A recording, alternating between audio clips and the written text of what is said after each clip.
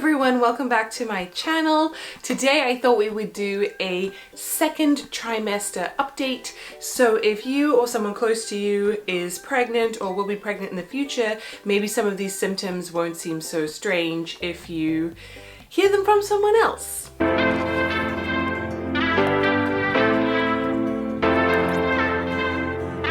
If you're new here, welcome to my channel. My name is Julie. I'm an occupational therapist, a mom of two little ones, pregnant with my third kind of surprise baby, and I make videos all about minimalism and organization and living simply. And more recently, I've decided to document my pregnancy journey. If any of you out there are pregnant, this might be helpful for you. I know that I watched a lot of pregnancy videos with my first child, so let me know if you want me to continue with this series. Comment down below how many children you have or how many children you hope to have if you've ever been pregnant before, and let's do this thing together because it's a marathon, not a sprint. Don't forget to go ahead and subscribe, click that little notification bell, give this video a big thumbs up, and yeah, let's jump right in. So I'm currently about 16 weeks pregnant. Technically tomorrow I'm 16 weeks pregnant. I definitely have different symptoms from the first trimester, so I can feel how my body has changed. I guess how like the hormones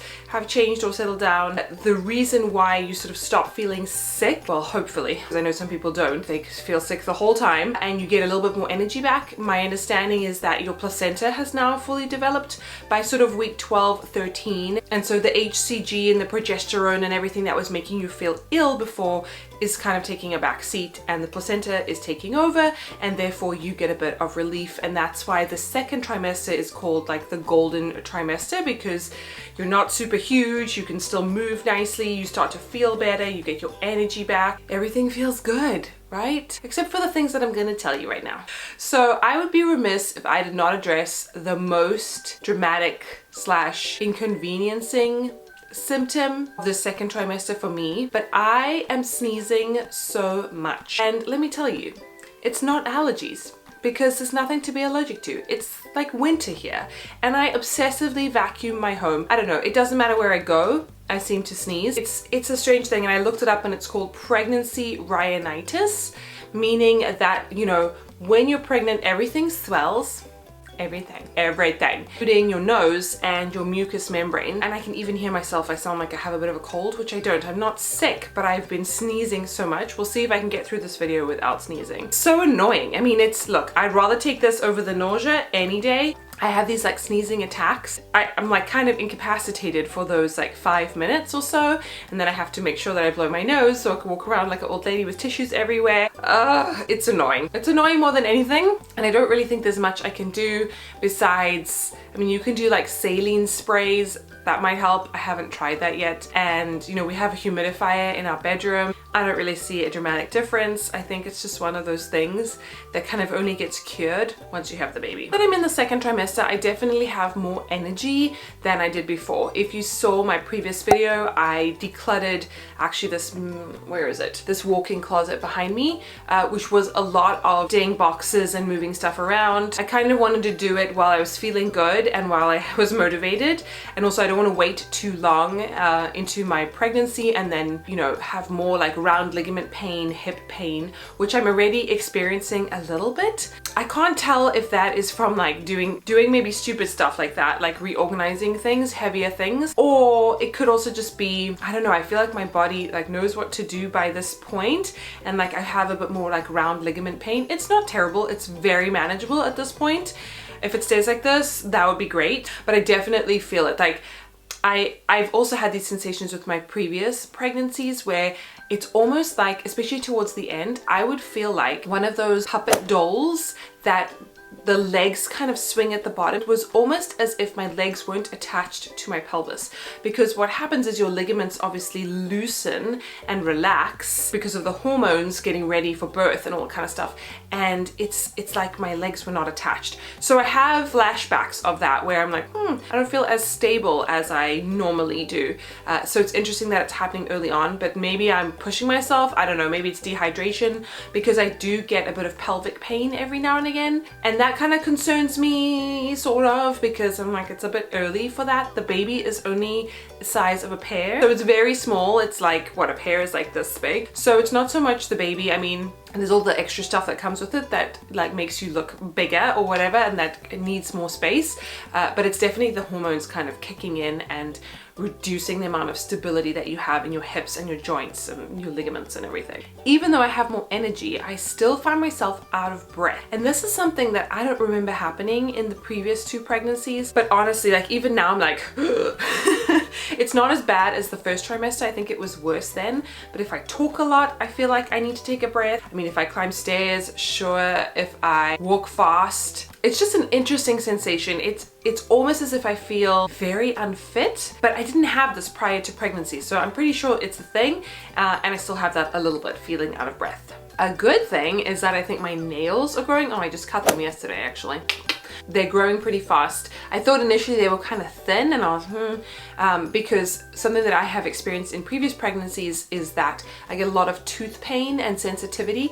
I don't have it so much yet, but I think with nails, your bones, your teeth, right, it's also, you know, you need to be careful about having babies back to back to back, because your calcium deposits, the mother's calcium deposits, need to kind of recover between pregnancies, because if you don't supplement enough calcium in your diet or with prenatals or something like that, your baby, my understanding, will draw calcium and minerals from your bones and from your teeth to build its own spine, which is kind of wild. And so I usually get a lot of like teeth pain and sensitivity. I always end up, you know, going to the dentist or the hygienist during my pregnancies, because you know you go every 6 months, so it's gonna fall down there somewhere.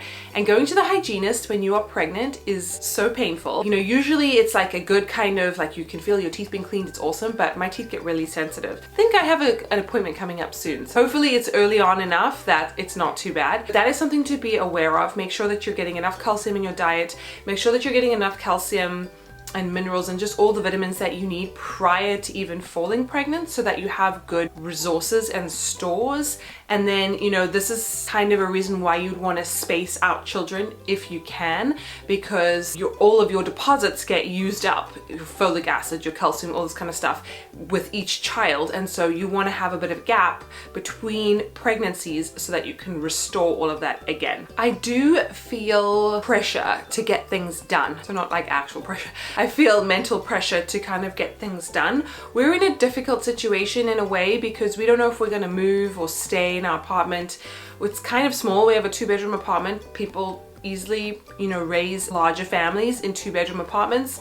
But, you know, ultimately we are actually looking maybe like make a big change with the climate and all this kind of stuff. So that makes me feel like, I should be decluttering, organizing, doing things now while I have the time, quote unquote, while I only have 2 children to worry about, while I still have energy and mobility like I spoke about, because I don't know what tomorrow brings. And if we are gonna move, I almost want to start prepping for a move. It's kind of like nesting on steroids. I want to do that well in advance, before we've even made the decision to move or know where we're going or anything like that. I do feel a bit of pressure to get stuff done, and I think that's partly pregnancy, partly my personality, partly the circumstances. It is what it is. Overall, I would say I feel less stressed than I did before. If you watch part 2 of my pregnancy video reveal, which focuses on my first trimester symptoms, I spoke a bit about feeling anxious and having a bit of a rocky start to everything, you know, not knowing if this was going to work out or not. And now we're at this point where it's like, you know, we're in a pretty good spot. Not to say that things can't still happen or go wrong, and I still do have to have a few more tests.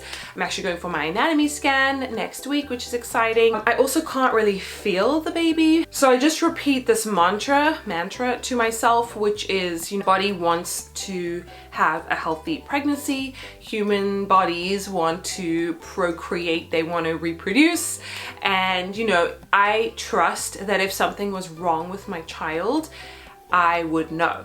You know, something would happen. I'd have cramping or bleeding or like, I don't know.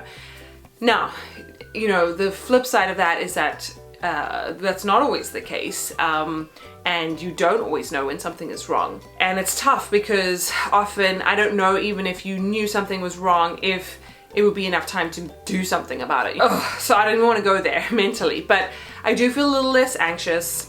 I just keep repeating that to myself. And if you're in the same position where you're in this like limbo phase, you know, a lot of people, I don't want to say they get complacent because they don't, but if you've never experienced loss or had someone who's close to you who has experienced a loss with pregnancy, you might take for granted that everything is fine and going to work out, and that's a good attitude to have. I actually think that's the best attitude to have. But I've always been so, I don't know, I've always been aware of things that can go wrong, and therefore it's hard for me to fully relax, which is not good, because what's the point of worrying in advance, right? I should just relax and, you know that everything is fine. But because I can't feel the baby, it's still like going to be a few weeks probably before I will be able to. You know, it's always nice to go and just have a checkup and hear the heartbeat and all that kind of stuff. So something else that I didn't mention in my first trimester video, and it's definitely getting better, but I struggled with temperature regulation. Now I'm feeling better, like I'm feeling more normal. I don't have to put on 7 million layers in order to like feel warm. It was as if my thermostat had been reset. I couldn't get warm, especially. And now it's winter, and also with COVID, if we go out anywhere, we have to eat outside, and it's so unpleasant for me. I just don't want to do it, you know, and it makes me seem like such a baby. And typically I don't, you know, I am quite a cold person. Like I do need a lot of clothes, but not to this extent. This was like next level. I was like, I need to move to Florida or the tropics or something because I cannot get warm. And then obviously like sitting outside and eating dinner and that kind of stuff on cold nights. Not that we do it very much, but there was one night we did it and I was just like, oh, this is terrible. So I'm definitely having a better time of like auto regulating my temperature, but that was such a weird symptom. So I don't remember that either. Maybe I just have like pregnancy amnesia. But yeah, let me know if any of these have ever happened to you. Something else that has been happening more recently, not so much in the first trimester, I think because I was so tired, but I'm getting a lot of, I don't even know if it's related to pregnancy because I'm not the best sleeper in general, but what will happen is my 3-year-old will wake up at say 3:30 in the morning, let's just say. She's done this a few times. She literally just wakes up. She kind of just wants reassurance. I don't sleep very deeply, so I hear her crying. She shares a room with her brother. It would probably be fine. I don't want her to get out of her bed and come find me. I want her to go back to sleep. So I'll come in and I'll just say, you're okay, it's all fine. Adjust her blankets or whatever, and she'll go back to sleep. But I can't go back to sleep. And this has happened a few times recently where I'll be awake from like 3 in the morning until I don't know when, 5:30. Maybe I fall asleep before 6. And then my kids are gonna wake up around 6:30, 6:45. I feel kind of like hungover because I've been woken up in the middle of a sleep cycle. It's also that insomnia where you lie awake and you're like, I need to sleep, I need to sleep.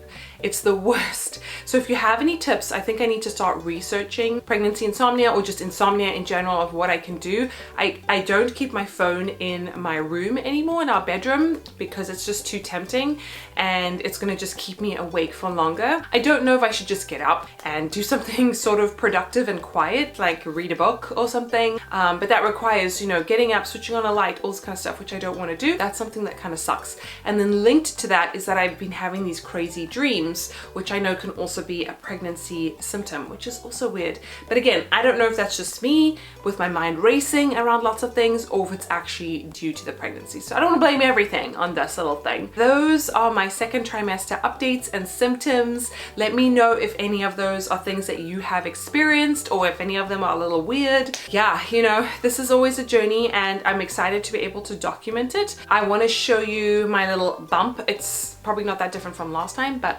here you go. Tippy toes. Okay, so here's my shirt. I just, I don't know if you can really see very much. If I'm wearing tight clothing, you can probably see it. And I think people that know me will think, you know, you're in that awkward phase of like, is she pregnant? It's not huge yet, it's not super obvious. Also with coats and things like that, I can hide it. That also gives me reassurance, the fact that my stomach is growing, that everything is fine and that baby's growing, all this kind of stuff. If you enjoy these pregnancy update videos, please go ahead and subscribe, click that notification bell, give this video a big thumbs up. Let me know what other videos you would like me to do related to pregnancy. I have this kind of like sub series now on my channel, so let me know if that's something that is interesting to you, and I will see you guys in my next video. Bye.